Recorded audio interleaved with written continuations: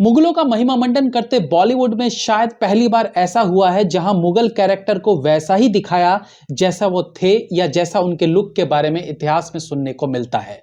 अब आशुतोष गवारीकर को अकबर ऋतिक रोशन जैसा सुंदर और लवर बॉय लगता था, तो छावा फिल्म के डायरेक्टर के मन में औरंगजेब की छवि, उसका लुक ऐसा था जैसा छावा में। शायद इसलिए यह कहना गलत नहीं होगा कि सिनेमा बदल रहा है। रिव्यू करेंगे फिल्म छावा।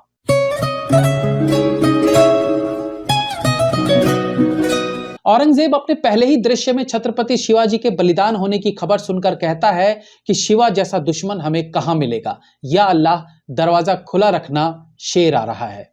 इस दृश्य को गंभीरता से लिया जाए तो इस पर काफी चर्चा हो सकती है। सर्वप्रथम तो यह दृश्य सर्वोत्तम स्क्रीन प्ले की निशानी है।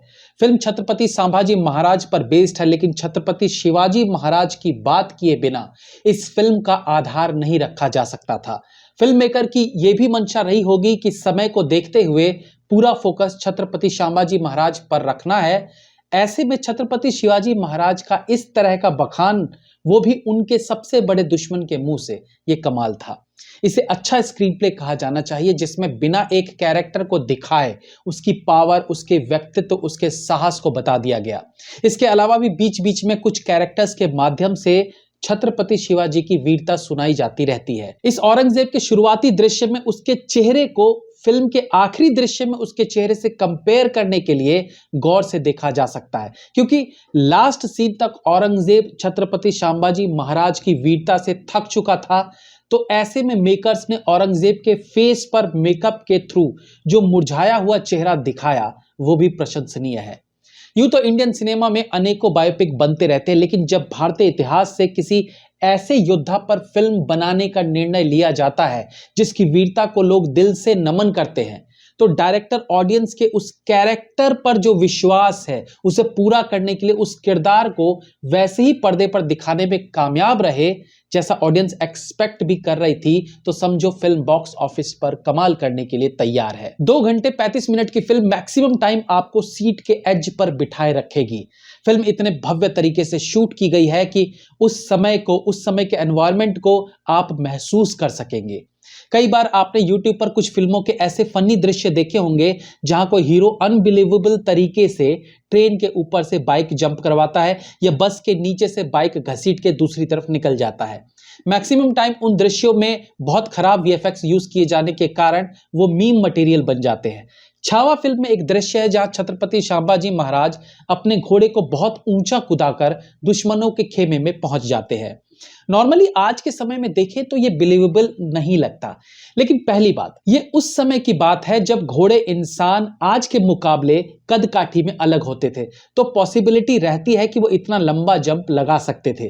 बट मैं इस दृश्य पर इसलिए चर्चा कर रहा हूं कि पहली बार ऐसा फील हुआ कि इस तरह के दृश्य को बिलीवेबल बनाने के लिए केवल अच्छे VFX की जरूरत नहीं होती या अच्छे कैमरा एंगल्स लगाकर उस जंप को बिलीवेबल नहीं बनाया जा सकता, बल्कि उस कैरेक्टर का आत्मविश्वास जो उसके चेहरे पर भाव के रूप में दिखता है, वो काफी हद तक तय करता है कि ये इस अनबिलीवेबल जंप को कर सकता है या नहीं। और इस दृश्य में छत्रपति संभाजी महाराज का किरदार है, तो ऑडियंस वैसे भी बिलीव करेगी कि वो ऐसा कर सकते हैं। और दूसरा, विकी कौशल का फेस एक्सप्रेशन, चेहरे पर वो दहाड़, दुश्मनों को मार गिराने का संकल्प भी हमें फील कराता है कि ये जो छलांग उन्होंने घोड़े पर बैठकर लगाई है, ये एक्चुअली लगाई जा सकती है। और ऐसा ही कुछ बिलीवेबल लगता है शेर के साथ जो लड़ाई दिखाई गई है, और ये सब तो इतिहास में दर्ज भी है, तो वैसे भी हम इसे मान सकते हैं कि छत्रपति संभाजी महाराज ने शेर से 2-2 हाथ किए थे। और ये लायन फाइट इस किरदार की पावर को दर्शाने का एक सेटिस्फाइंग तरीका भी था। एक्टिंग पर चर्चा करें तो विकी कौशल की कद काठी इस किरदार के लिए पूरी तरह से सूटेबल थी। उसके बाद जिस गहराई से जाकर छत्रपति संभाजी महाराज के किरदार को उन्होंने स्टडी करके निभाया है, वो कमाल है। उनकी डायलॉग डिलीवरी में जो जोश दिखता है वो रोंगटे खड़े कर देने के लिए काफी है। उनका लुक, उनकी चाल, इवन उनका रोमांटिक पार्ट भी पूरी तरह से सेटिस्फाई करता है। ये फिल्म पूरी तरह से विकी कौशल की फिल्म है, जहां लास्ट तक उनके हिस्से दुख, पीड़ा, खुशी, गर्व, जीत की खुशी, षड्यंत्रकारियों के लिए भाव, मतलब अनेकों तरह के एक्सप्रेशंस उनके हिस्से आते हैं और वो बेहतरीन निभाते भी हैं। लेकिन वहीं दूसरी तरफ कम संवाद, कम स्क्रीन प्रेजेंस और कम फिजिकल एक्टिविटी किए भी औरंगजेब के किरदार को अक्षय खन्ना ने जिस प्रकार से निभाया है वो फिल्मी इतिहास में याद किया जाएगा। मेरा शुरू से ही मानना है कि ये एक्टर एक्टिंग के इतने डीप में घुसा हुआ है कि आप इससे कुछ भी करवा सकते हो। नो डाउट वो एक टैलेंट फैक्ट्री है। उनके लुक्स के लिए भी फिल्म मेकर्स की तारीफ की जानी चाहिए। बाकी डायलॉग डिलीवरी में तो वो कमाल कर जाते हैं। रश्मिका मंदाना भी अपने रोल में दमखम दिखाती नजर आती है। आमतौर पर इस तरह की फिल्म में पत्नी का किरदार थोड़ा सीमित रहता है, बट उनके हिस्से अच्छे दृश्य आए हैं और उन्होंने उसे अच्छा निभाया भी है। इनके अलावा आशुतोष राणा, दिव्या दत्ता आदि अपने छोटे किरदारों को अच्छा निभा जाते हैं। विनीत कुमार सिंह को थोड़ा बेहतर और लंबा रोल मिला, जिसमें वो प्रूव कर देते हैं कि फिल्म मेकर्स उनके टैलेंट को नजरअंदाज करते आए हैं।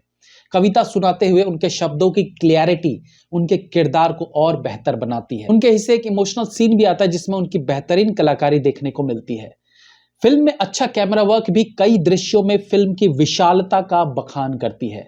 औरंगजेब की सेना को दिखाने वाला दृश्य हो या साजिश रचती दिव्या दत्ता वाले दृश्य हो, कई जगह अच्छा कैमरा वर्क देखने को मिलता है।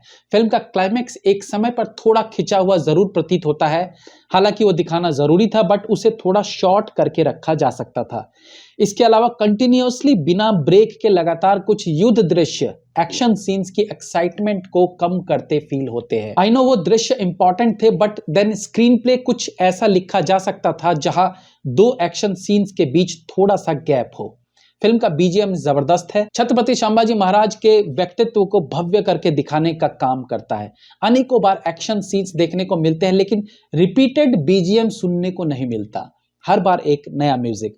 वहीं औरंगजेब के किरदार को दिखाते हुए भी जिस तरह का बीजीएम यूज किया गया है, वो अगेन उसके व्यक्तित्व को दिखाने का काम करती है जो वो अंदर से है। फिल्म के डायरेक्शन की बात करें तो लक्ष्मण उतेकर की रिसर्च इस फिल्म को देखते हुए फील की जा सकती है। एक पीरियड ड्रामा फिल्म केवल किरदारों की वेशभूषा या संवादों पर निर्भर नहीं करती, बल्कि उस किरदार के इर्द गिर्द की पूरी जानकारी, उस किरदार के लोकेशन आदि की सही जानकारी, उस समय के युद्ध नीति पर रिसर्च, ऐसी बहुत सी चीजें मायने रखती हैं। And I guess Laxman Utekar इसमें कामयाब रहते हैं। कुछ एक्स्ट्रा एक्शन सीन्स और लास्ट के क्लाइमैक्स पार्ट को थोड़ा क्लेवरली सीमित किया जा सकता था। बाकी फिल्म अच्छी है, बल्कि बेहतरीन है। फैमिली के साथ देखी जानी चाहिए। थोड़ा वायलेंस जरूर है, but then it's a part of real story. तो मेरी तरफ से फिल्म को 4 स्टार्स।